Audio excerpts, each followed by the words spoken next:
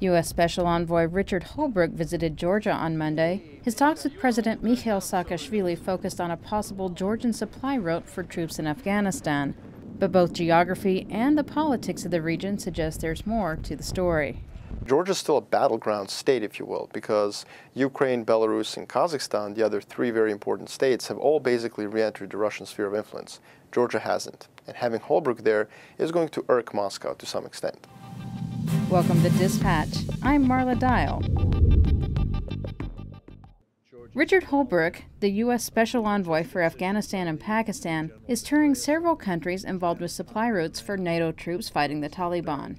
Georgia has a staunchly pro-Western president, Mikhail Saakashvili, and it seeks membership in NATO itself.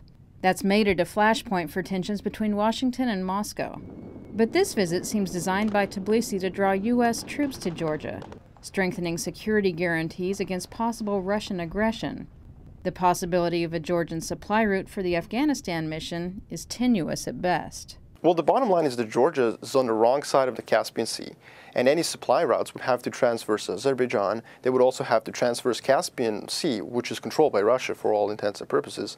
Also, Turkmenistan, probably Uzbekistan. Now, none of these countries are part of this deal. And so there is no deal. I mean, the deal is ludicrous. Really, unless the Georgian government somehow managed to bore a tunnel underneath Earth's crust between Georgia and Afghanistan, and therefore use that tunnel for supply lines, this is absolutely in the realm of imaginary. And that goes back to really showing how desperate Tbilisi is to get the United States somehow involved in Georgia.